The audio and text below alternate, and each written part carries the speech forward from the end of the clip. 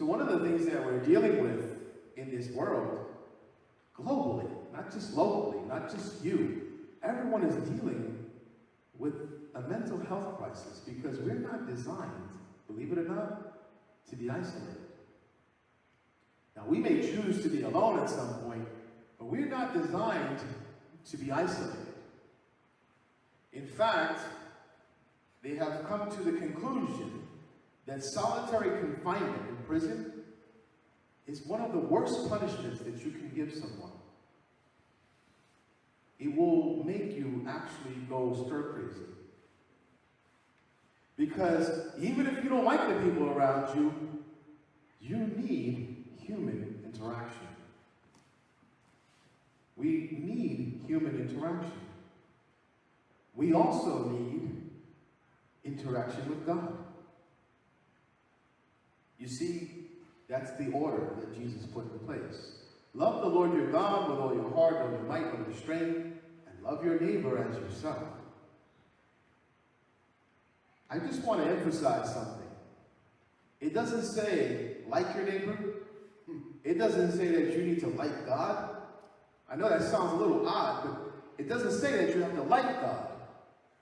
You see, because there are times where you're not going to like what God is doing. Has anybody had one of those moments where you didn't like what God was doing? I've had quite a few of them. See, but love goes beyond like. It goes beyond that. There are times where I don't like my neighbor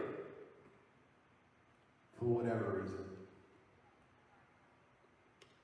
But I'm called to love my neighbor, not like them. The like comes afterwards. You see, the more that you get in love with God, the easier it is to love yourself and actually your neighbor. There's a bunch of people, though, that don't love themselves. They are in a mental health crisis. They are sitting there thinking to themselves, what's going to happen next? Philippians 4:13 says, I can do all things through Christ, which strengthens me. All things. Not just some, everything. We're in a crisis right now, and a lot of people are shamed into this idea that if you're depressed, if there's something wrong with you. What's wrong with you? There are a lot of people that are fighting addictions. You know, we understand the traditional addictions. The drugs, the alcohol, pornography, all those things are addictions that everyone struggles with. But we don't think about the other struggles. Some people are addicted to spending. Some people are addicted to anger. They feed off of it. They're constantly angry, constantly bitter about something. Some people are addicted to drama. You know anybody in your family that's like that? There's a couple people in my family.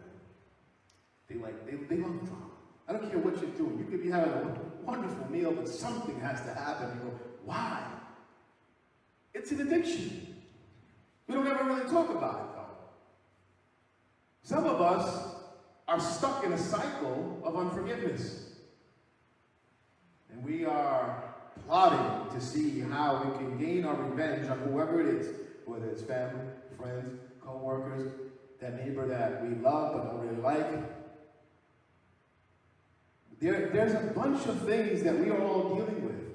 And I hate to say it, but it creates a boatload of anxiety. Anybody ever have anxiety?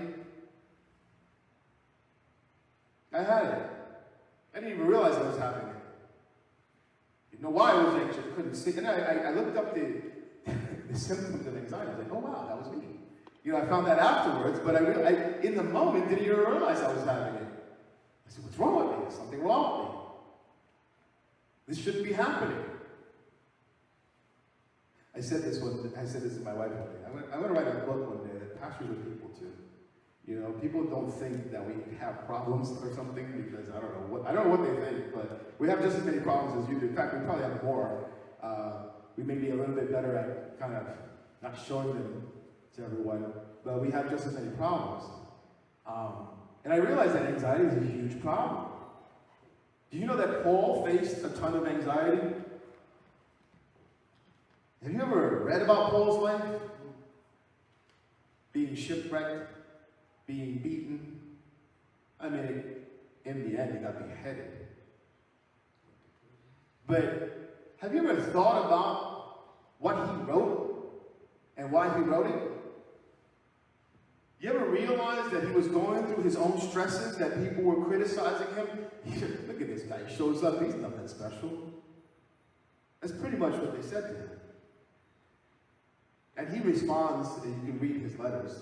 You can read some of the responses. But he went through his problems with his churches. He went through his problems with, by the way, one of the guys that allowed him to actually become an apostle, Barnabas. Because without Barnabas, no one was going to listen to Paul. Had a big fight, didn't they? Big fight.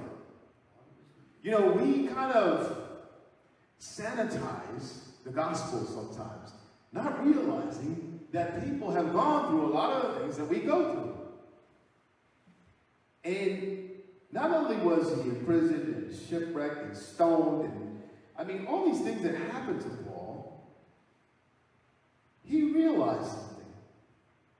And in Philippians, as he's writing this letter to the Philippians, in the 6th chapter, chapter 4, verse 6, he says, have no anxiety about anything, but in everything, not in some things, in everything, by prayer and supplication with thanksgiving, let your requests be made known to God.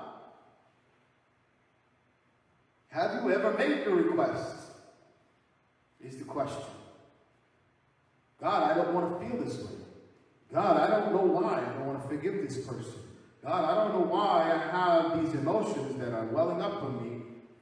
Have you ever prayed those prayers? Or do you just say, thanks for the food and let me get it moving? Thanks for that parking space and I got to get going. You know, God wants to have a relationship with you for a reason. Right? He wants to know what's going on deep inside of you. I mean, in reality, he already knows. He wants you to know that he knows. He wants you to know that he knows.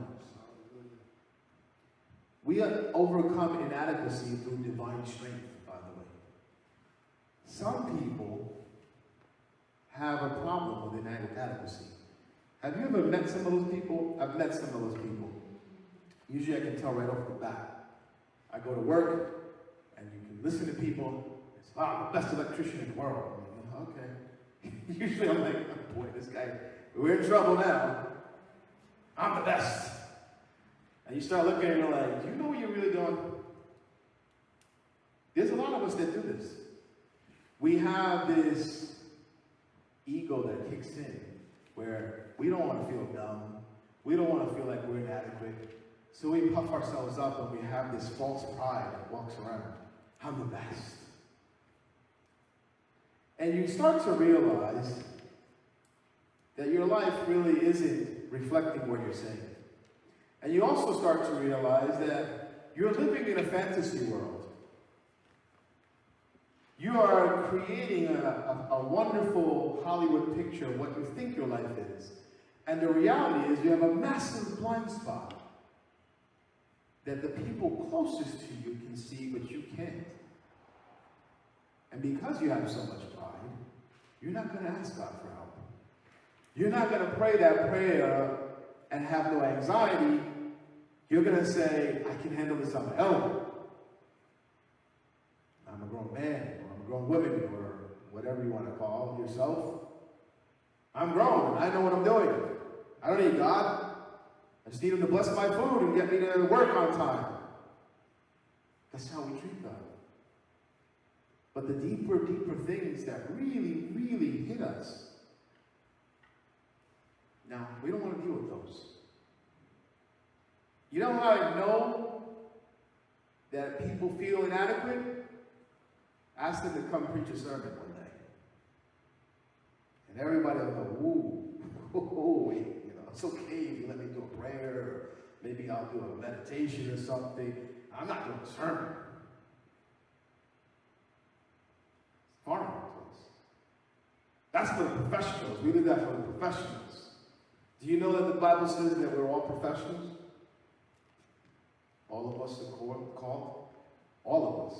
It's not up to the pastor or the worship leaders or whomever you have in your church or in your community that you hold in high esteem, which is great. But the reality is we're all called to have an answer.